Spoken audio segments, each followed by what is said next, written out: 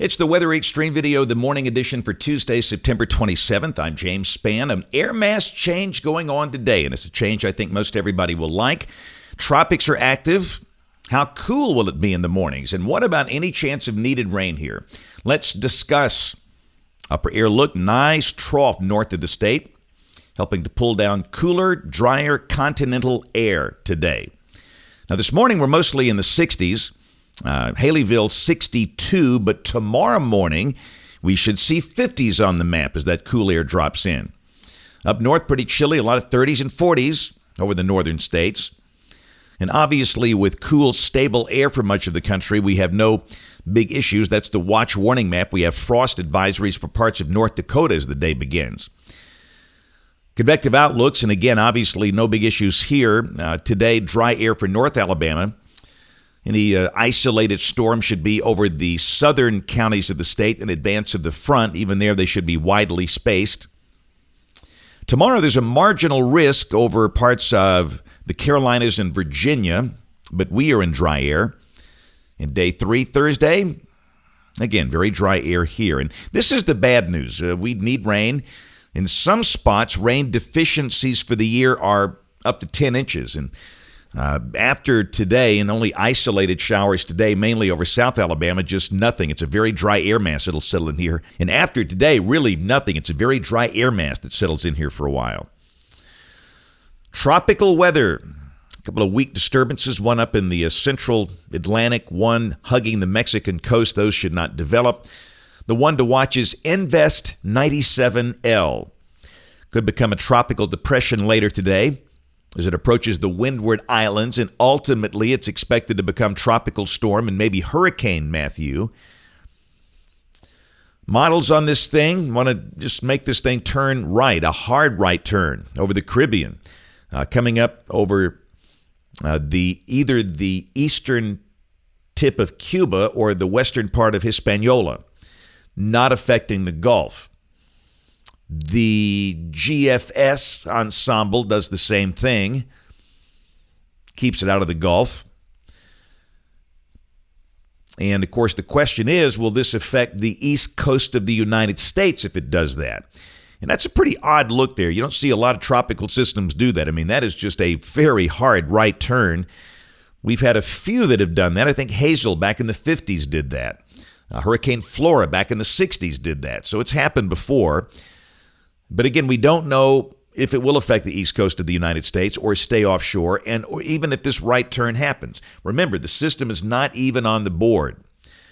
So it's way early in the game. But if something gets going down there, and more than likely it will, this could be a pretty significant hurricane. The intensity guidance ramps it on up. The water is very warm in the Caribbean, so just something to watch. But again, for now, it seems to be the odds are this will not be a Gulf of Mexico storm. All right, model fans, here's the GFS. This is the 06C run, valid today at 1 o'clock local time. You said big upper low north of the state. Down below that, partly sunny with low 80s in most spots today. And again, the high-res herd does develop a few isolated showers as far north as Birmingham and Gadsden. It seems like the better chance of any isolated showers today will be over the eastern counties this afternoon, but many places, again, will stay dry. Tomorrow should be a dry day. Highs 82 to 85. Go to Thursday. You see the northerly flow increases. A reinforcing surge of cool air drops in here. And the high on Thursday will drop into the mid-70s. That's a 1030 millibar high that's over the Great Plains. So that'll be a really nice day if you like cool air. And this is Friday. And again, look at the big upper low that's over the eastern U.S. Yeah, buddy.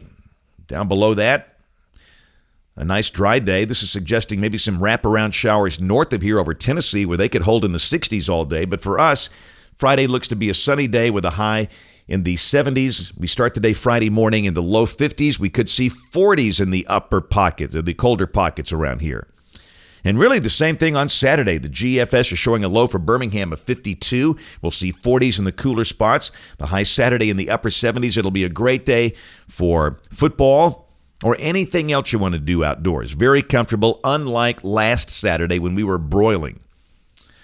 Same thing Sunday, beautiful weather. Start the day in the 50s, the high in the upper 70s, and Monday of next week, we're still in great shape. A week from today, Tuesday, October 4th, nice to see the shades of blue. Those are heights below average. We're still dry. High would be around 80, and of course, what should be Matthew, more than likely a hurricane at that point, will be well east of Florida, moving northward. This is Wednesday of next week, and boy, that is awfully close to the New England coast. Long Island over to Cape Cod. That'll make those folks nervous, but this is no forecast. The error could be hundreds and hundreds of miles. Nobody knows at this point where that thing will be. But for us, we're still dry, and this is the end of the forecast period. This is Thursday of next week, the 6th. Another nice trough approaching. That just looks like fall. A surface front coming in here, but again, you can see just hardly any showers with that. Keep in mind, October is typically the driest month of the year here. Look at the numbers. You can see that nice spike down with highs in the 70s and lows well down in the 50s for